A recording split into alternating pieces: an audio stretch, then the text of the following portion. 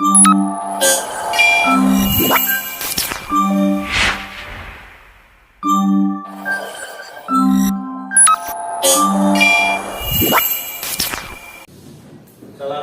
warahmatullahi wabarakatuh. Waalaikumsalam warahmatullahi wabarakatuh.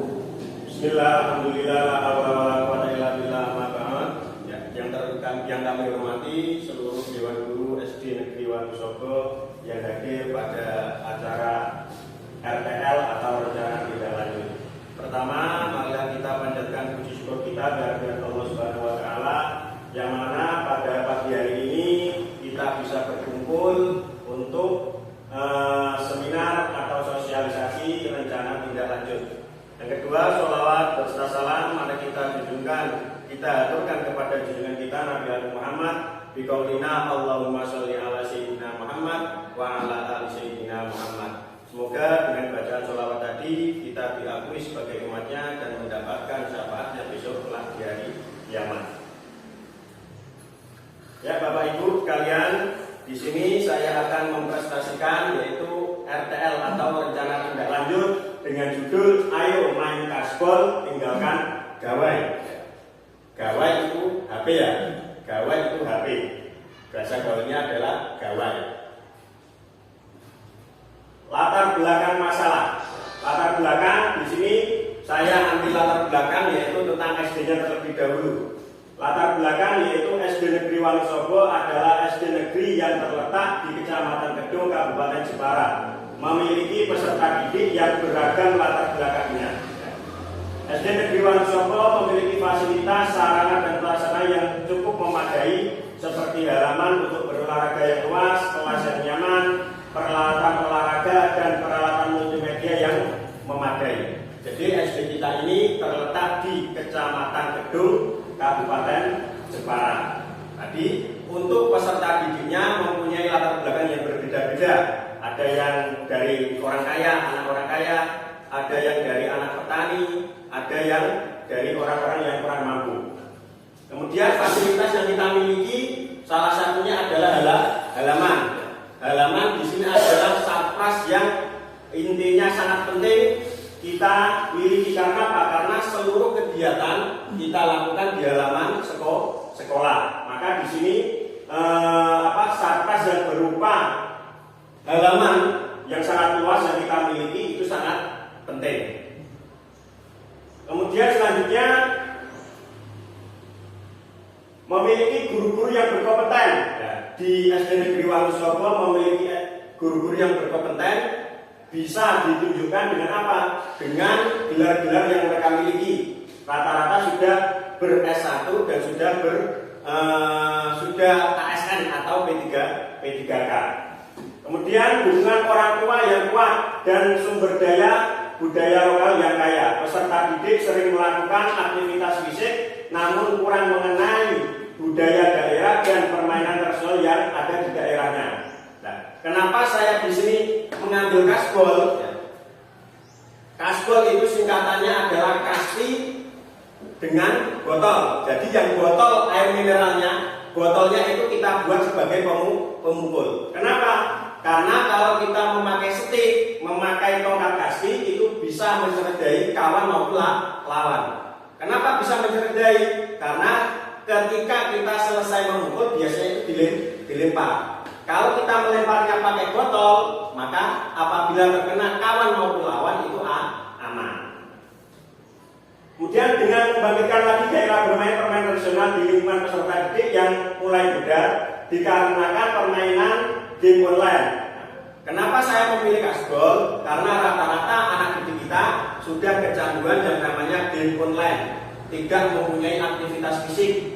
Maka aktivitas fisiknya itu kurang, maka dari itu diadakanlah permainan yang namanya kasbol untuk menghindari atau mengurangi anak-anak tadi bermain game online. Kemudian melalui permainan kasbol atau kasti dengan menggunakan memukul botol mineral, pembelajaran berbasis proyek yang berkaitan dengan PJOK bersama KBS sebagaimana akan sesuai dengan program P5 bertema Bhinneka Tunggal Ika dengan mengangkat tema proyek permainan tradisional sebagai identitas bangsa. Karena apa? Karena kasti juga termasuk permainan tradisional yang sudah mulai kita tinggalkan, kalah dengan game-game online. Kemudian selanjutnya yaitu tujuan program RTL atau tujuan program Kasbol, yaitu peserta didik mendapat wawasan yang luas mengenai permainan tradisional dan budaya daerah yang sangat kaya dan beragam. Jadi peserta didik nanti kita kasih tahu, oh permainan Kasbol seperti ini, sama seperti kasti, ya. Untuk menghindari supaya anak-anak tadi mengurangi permainan game online. Dan si anak didik tadi atau peserta didik tadi dikasih tahu bahwasanya Kasbol atau kasti tadi itu termasuk dari warisan budaya atau termasuk olahraga tradisional. Yang kedua, peserta didik lebih mencintai tradisi dan budaya lokal melalui permainan tradisional modifikasi kasti, yaitu Kasbol, kasti dengan botol. Tadi dengan diadakannya Kasbol itu supaya apa? Supaya peserta didik lebih mencintai tradisi dan budayanya. Tradisi dan budaya kita apa? Yaitu olahraga tradisional. Dan di sini olahraga tradisionalnya yang kita ambil adalah Kasbol atau kasti dengan menggunakan botol. Kemudian yang ketiga, peserta didik memiliki kebugaran jasmani yang baik melalui permainan tradisional Kasbol.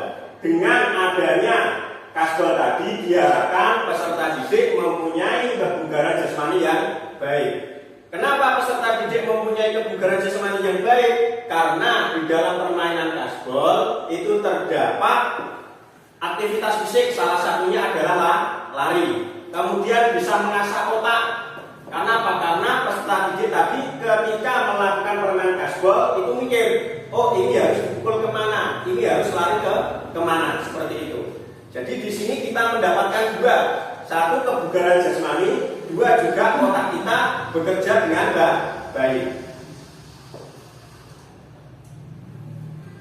Lanjut, yaitu struktur program.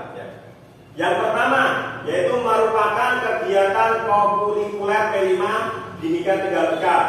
Kemudian yang kedua, pembelajaran gerak fase C kelas 5 dan kelas 6 dengan jumlah peserta didik yaitu 41 peserta. Ini gabungan antara kelas 5 dan kelas 6 ya. Jumlahnya yaitu 41 peserta dan akan dibagi menjadi 8 kelompok. Nanti kelas 5 dan kelas 6 itu kita campur, kita undi kelompok A, kelompok B, kelompok C, kelompok D itu campuran dari kelas 5 dan kelas 6. Tidak hanya kelas 5 kelas 5 saja, kelas 6 kelas 6 saja, tetapi campuran nanti dalam satu tim itu bisa kelas 5 juga ada yang dari kelas 6 supaya merata.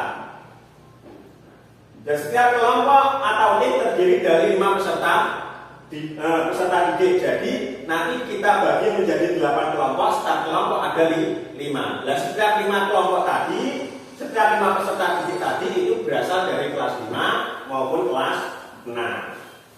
Kemudian yang ketiga yaitu pertandingan Kasbol dengan sistem gugur. Penilaiannya yaitu psikomotor. Pertandingan Kasbol nanti kita adakan dengan bagaimana? Caranya yaitu sistem gugur. Kalau kalah sudah tidak bisa melanjutkan. Itu namanya sistem gugur.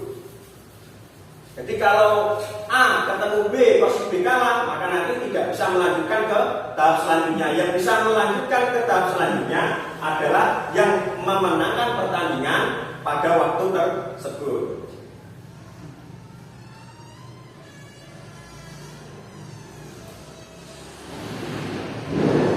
Selanjutnya yaitu mitra dalam komunitas belajar.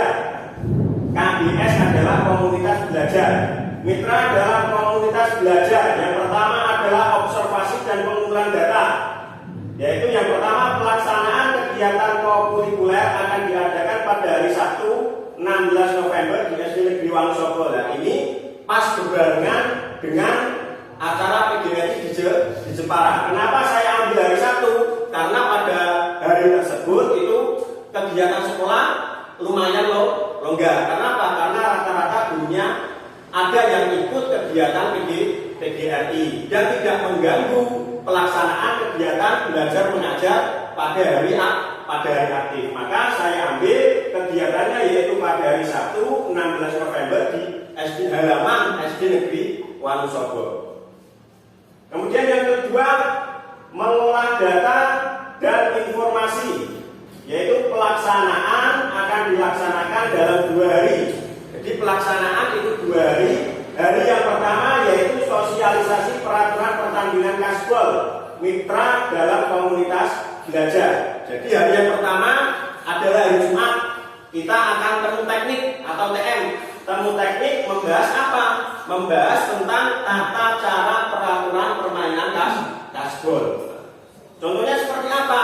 Seperti semisal kalau perkenaan ketika bola dilempar terkena kepala sah atau tidak, bola dilempar terkena kaki sah atau tidak, tongkat keluar dari garis mati atau tidak. Nah itu peraturan-peraturan yang nanti akan kita bahas pada hari Jumat. Dihadiri oleh siapa? Dihadiri oleh seluruh tim yang akan melakukan atau melaksanakan pertandingan pada hari Sabtu. Timnya tadi sebanyak 8. Kemudian uji coba hasil dan evaluasi. Uji coba hasil dan evaluasi.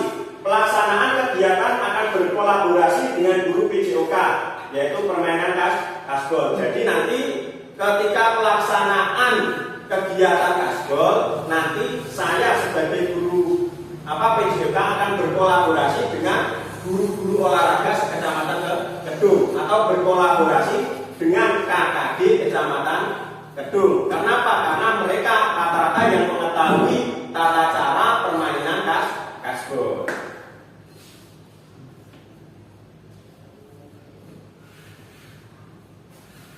Kemudian kapasitas yang dimiliki oleh sekolah.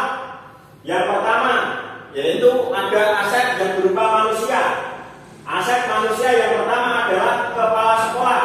Kepala sekolah sebagai pembimbing dan pemenang dalam memberikan izin.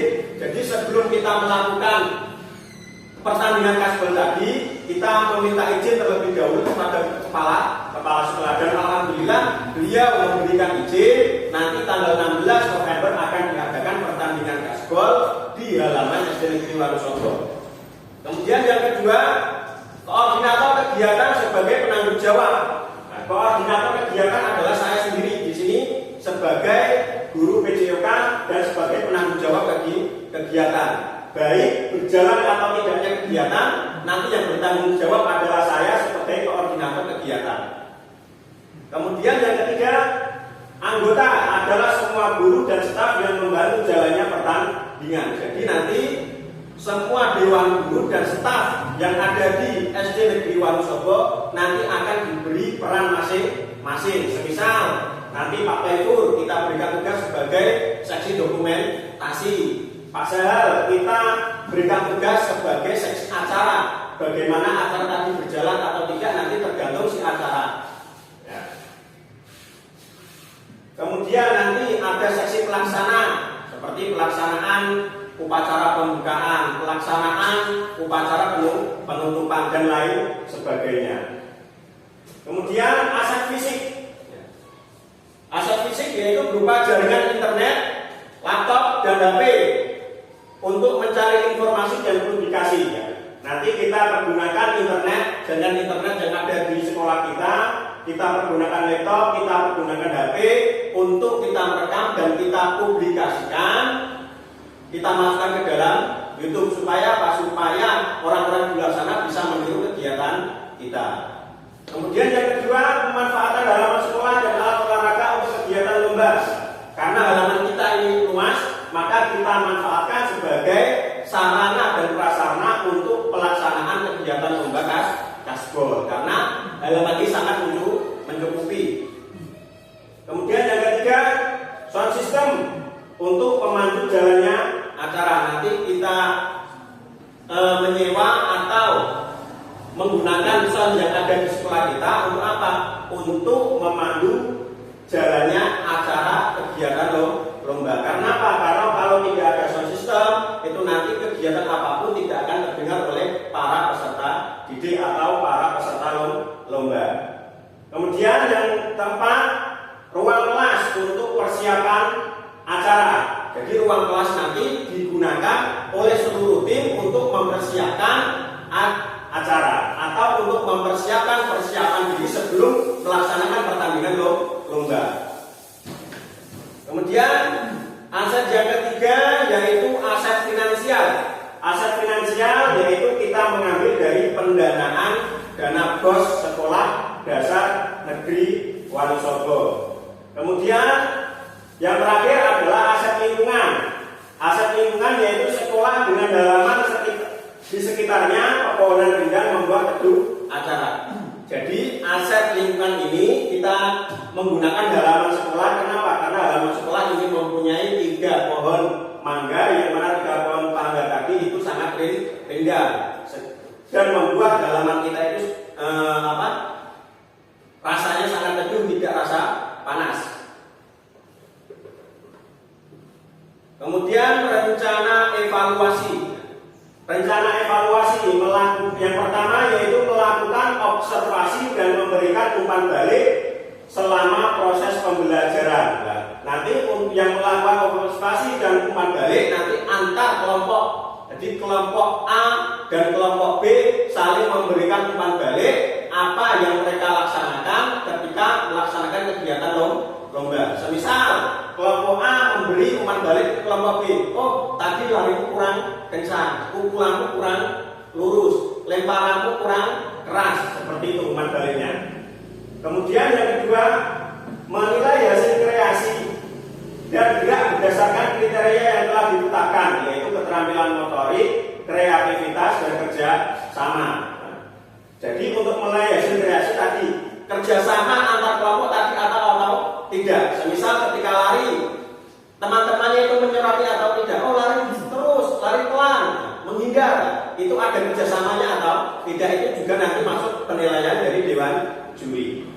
Kemudian 3, mengumpulkan umpan balik dari siswa dan guru untuk mengetahui kelebihan dan kekurangan programnya. Umpan balik tadi dari siswa maupun guru ya, kita ditulis di dalam kertas, kemudian dikasihkan ke panitia. Supaya apa? Supaya tadi panitia itu bisa mengoreksi kekurangan dan kelebihan program atau permainan perlombaan kasbon. Kemudian yang keempat, melakukan refleksi bersama untuk memperbaiki program di masa depan. Jadi ketika kita sudah melaksanakan semua kegiatan, pasti ada yang namanya refleksi. Maka refleksi yaitu untuk memperbaiki program di masa depan yang akan kita laksanakan kembali. Kemudian selanjutnya yaitu pengumpulan data. Yang pertama yaitu wawancara dengan siswa dan guru. Jadi siswa dan guru yang menjadi juri tadi kita wawancarai bagaimana umpan baliknya. Kemudian yang kedua, survei untuk mengumpulkan pendapat dan saran. Kemudian yang ketiga yaitu refleksi tertulis dari siswa tentang pengalaman mereka. Jadi refleksi tadi ditulis oleh siswa masing-masing individu sebanyak 41 peserta tadi, 41 peserta tadi masing-masing mengumpulkan refleksi pertandingan kasbon. Entah itu mereka suka atau tidak suka, maka wajib hukumnya untuk mengumpulkan tugas refleksi. Supaya apa? Supaya tadi Dewan Juri atau panitia mengetahui kekurangan dan kelebihan program pertandingan kasbon tadi. Kemudian kemungkinan tantangan. Yang pertama yaitu antusias peserta didik kurang saat mengikuti serangkaian acara dari persiapan, membuat dan perlombaan. Jadi antusias peserta didik ini kemungkinan tantangan dari kita sebagai panitia itu kurang. Kenapa? Karena rata-rata peserta didik untuk saat ini kurang meminati yang namanya olahraga tradisional, apalagi olahraga tradisional yang dimodifikasi. Karena apa? Karena minat mereka berada di game online. Sedangkan permainan ini bertujuan untuk mengurangi kegiatan atau mengurangi mereka bermain di game online. Kemudian yang kedua, keterbatasan waktu. Persiapan dikarenakan jadwal hari efektif dalam kali sudah pada acara. Waktu kita itu sangat terbatas, maka tadi saya mengambil yaitu hari pelaksanaan pada waktu hari PGRI. Karena apa? Karena tadi jadwal hari efektif itu sangat padat dan tidak bisa diganggu gugat. Kemudian yang ketiga, masalah cuaca yang tidak menentu di saat kegiatan baik di luar maupun di dalam ruangan aula.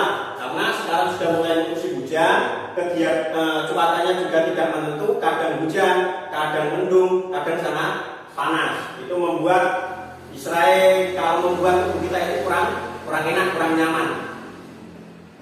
Yang terakhir yaitu dukungan dari wali murid dalam mempersiapkan bahan kreasi, aksesoris, dan PGRI dinilai kurang. Nah, terima kasih. Itu sekian presentasi dari saya. Kurang lebihnya mohon maaf. Wabillahi taufiq wal hidayah. Wassalamualaikum warahmatullahi wabarakatuh. Waalaikumsalam.